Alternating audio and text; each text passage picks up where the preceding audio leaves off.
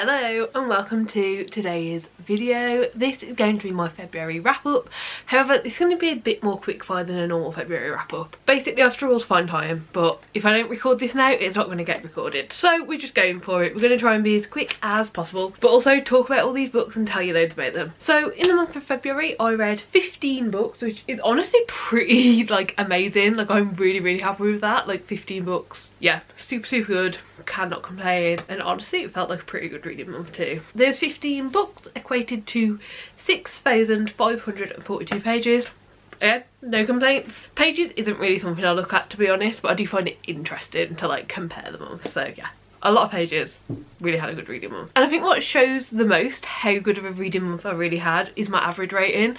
My average rating for February is 4.0666 recurring, so yeah, really can't complain. And above 4 average rating is yeah, if everyone could be like that, I'd be very happy.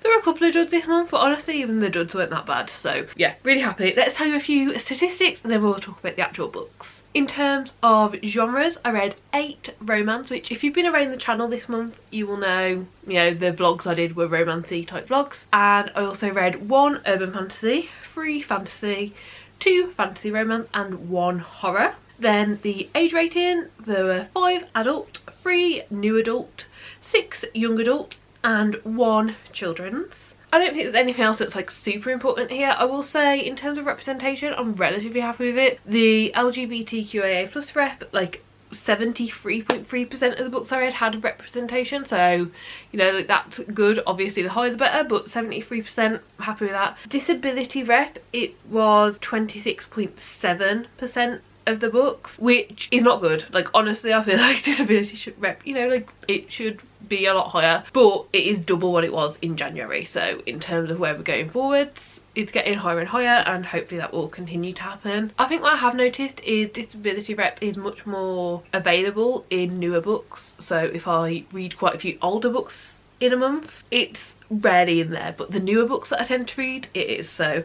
yeah, overall, obviously we'll keep striving to get better and better, but we're heading in the right direction. And I think that is all of the interesting stuff. I mean, I'm sure there's other stuff here as well. You can have a look. There's no spoilers on this page of my reading journal. This is all of my book statistics that I looked at for February. So yeah, I'm really happy with how this has turned out. So let's get into the books. I am going to be using my reading journal. I write a little review in my reading journal for every book that I read. However, these reviews are just for me, so I can't show you these. They are spoilery. I will just write whatever's in my head. So I am using this as a guide to help me remember, because 15 books is a lot to read in a month. But yeah, we'll just talk about them all, and this is just going to be in chronological order because that is the easiest for me to do. The first book that I read during February was Delilah Green Doesn't Care, and I gave this 4 stars. It was surprisingly good. I really enjoyed it, and it definitely made me feel like I can find books in the romance genre that I can like again. So it was really good overall, both in terms of the book itself and the content in it and me enjoying it, but also what it means for my reading as a whole. So yeah, I feel like I learned a lot of things. I did a whole romance vlog. I will link it up here. It was giving romance a second chance, I think I called it. But you'll see this book, the next book I talk about, and a book later on. The 3 romance novels that I read this month are all in that vlog if you want even more information. And I do believe I kept it relatively spoiler free. I think if there were any spoilers, I'm pretty sure I put big spoiler warnings. So yeah, I think it's spoiler free. And yeah, this is the first book of the month, and honestly 4 stars, first book of the month, really good time.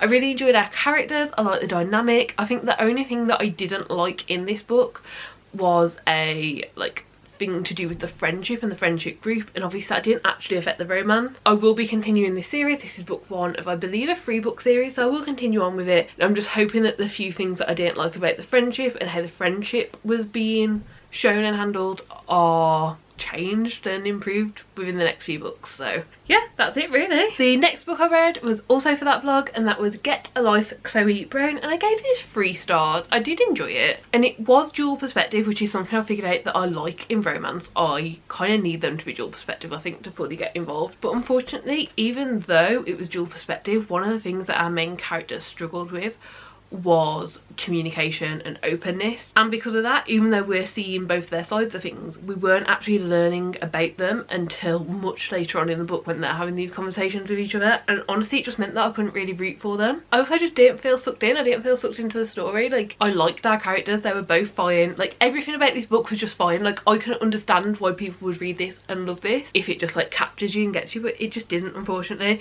And I think reading this after Delilah Green Doesn't Care, which is honestly probably the best romance that I've personally ever read. I've read very few. If you have recommendations, leave them down below.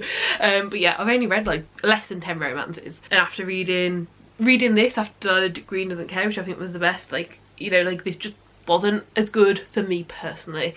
So yeah, 3 stars, pretty decent. Gonna keep going. I'm also already been filming for ages and I do not have long, so let's keep going. I then read Haze of Flame and Shadow. This is the 3rd book in the Crescent City series. I gave it 4 stars. The more and more I think about this, the more I want to drop it down to a 3.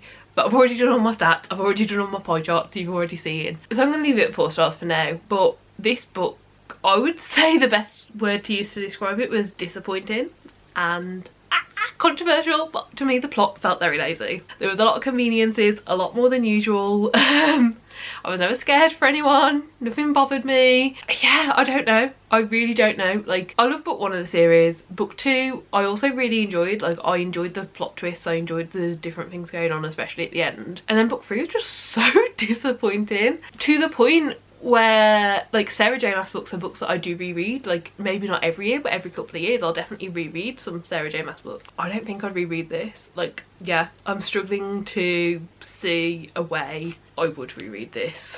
So yeah, I don't know, it yeah, I can't tell you any more without spoilers, so I'm just gonna leave it like that. But this book concluded at least the current Crescent City arc, but still somehow felt just like filler. So yeah. But then I read a book that was not disappointing, a book that I was really excited and happy to read, and this is A Tempest of Tea.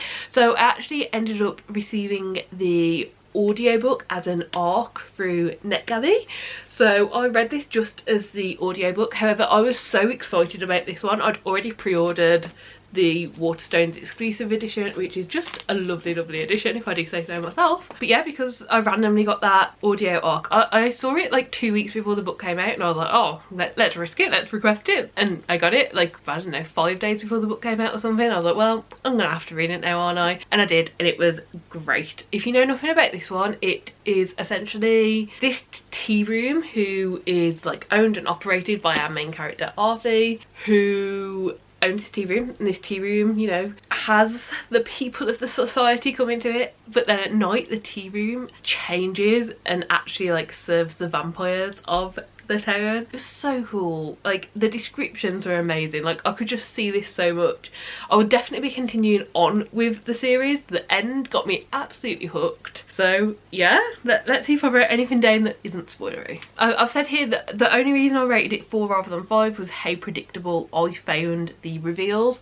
However, this is young adult, so like that's not that surprising. I've read a hell of a lot of young adult like fantasy books. Like, it's not that surprising. The multiple perspective, we hear a lot of different perspectives and it works so well. Each of the different chapters has whose perspective it is, and that worked really cool, and it made us be able to see a lot more than what we would have if it was just one perspective. I do really like multiple perspectives. I think it works really well. And the world for this, it was just so vivid. Like, I could really just see the world, and I feel like I did really like our characters, but I think I liked the world of it even more. So yeah, that's that one. Again, can't say much about spoilers, honestly. Like, all of the things that I absolutely loved, we don't know going into this, but there's a lot to love about this. And yeah, if you're in the mood for like a fantasy kind of Sherlock Holmesy vampire-y book, give it a go. Then I read the 3rd book from the romance vlog, and that is from Lukov with Love.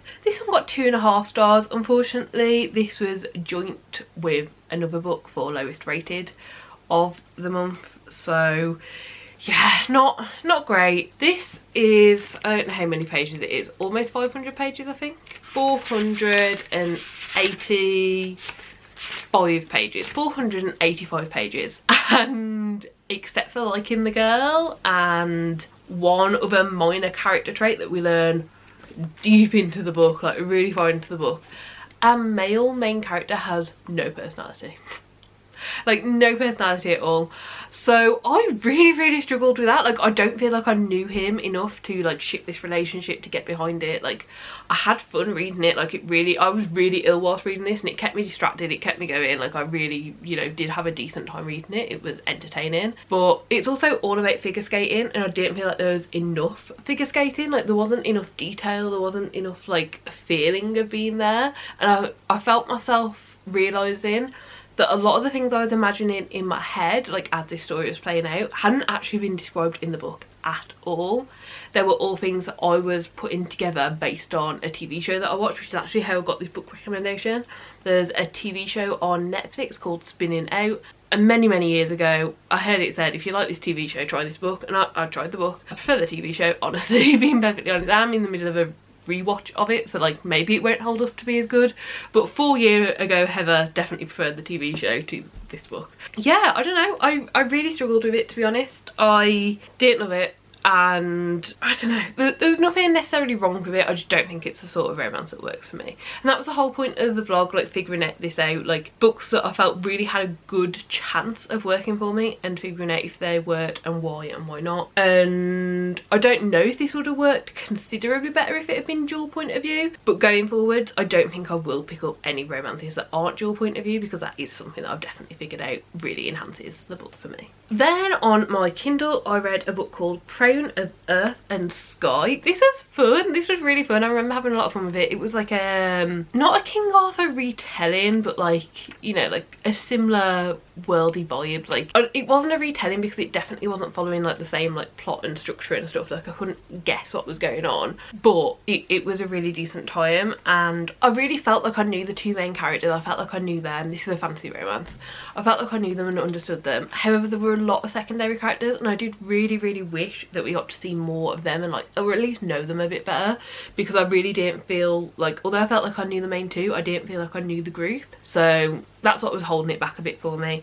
But it was a really good time, really interesting story, and I'll definitely continue on with the series. By the end of it I was like, I'm intrigued enough to continue, and I knew I was super intrigued by it because I didn't even mind the fact that at the end of this there was like a really convenient thing that happened, and I was like, I don't even mind. Like, this story's going to continue. I'm intrigued enough. So yeah, we'll definitely be continuing with this. Don't have much to say, but it was, I mean, not all of it was fun. Check trigger warnings for all of these books. I always forget to say that, but obviously, like, look after your mental health first. Check, make sure that any book that you are tempted to pick up is good for you. But yeah, it was really good. I really felt like I knew our main characters by the end of it, and I think I like where the story's going. I think I can see where it's going, and I think I like it. Then I picked up Glow. This is the fourth book in the Plated Prisoner series, and it is the latest one out in paperback. Book 5 is out, but it's not in paperback yet, so I'm not reading it until then. I liked this. I gave it 4 stars. The pacing in this was very different to the pacing in the other of the book, and it felt like there was, I'm trying to be vague because it's book 4. It felt like there was a lot of training, a lot of things going on that could improve people's abilities for different things. However, when push came to shove, those things that we spent most of the book going at a slower pace doing and progressing and learning, they weren't there. And it was annoying in that sense. I didn't love the ending, but I'm very intrigued by it, and I really hope it's done good. This is a book where we mainly get like a few perspectives. Like, there's like 2 perspectives that we get pretty frequently, but then there are other perspectives like randomly sprinkled in there, and I think this one just had a few more perspectives. Well, there's one perspective that I haven't liked getting since like the first book, and that was in here as well. And then there was another perspective added into this book that I also did enjoy. So overall, it was just a bit more of that. It's also a very chunky book for how little happened, or at least how little happened at like the first, I don't know, good chunk of it. Like this last bit, much faster. But I don't know, like, I really enjoyed it, but I can't tell you anything I enjoyed about it because of it being book 4 in a series.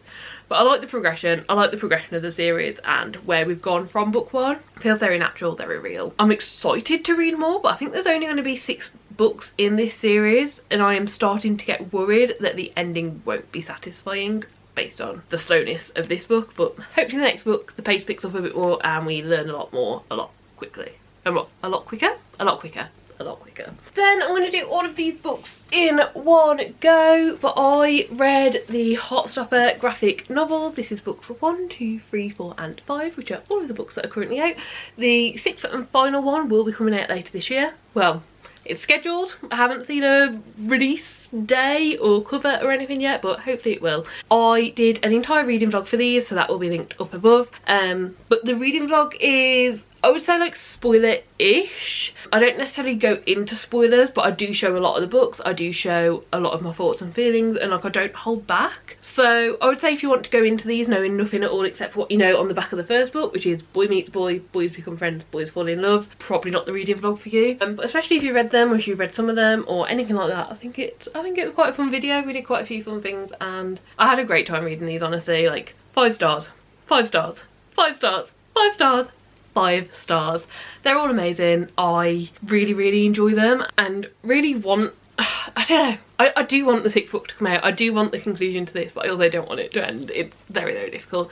These are very cute, lovely graphic novels. I'm going to put these down. I will keep book 1 in my hand. If you have never seen inside of them, this is the kind of art style that you get. I'll just show you a couple of pages at the start. So it is like grayscale, black and white, but it's very detailed. Like, I don't know if you can really see, but it is really detailed. And I don't know, like, it was a lot of fun. I really love these. I will definitely reread them pretty regularly and I had a great time with them. So yeah, that's those 5.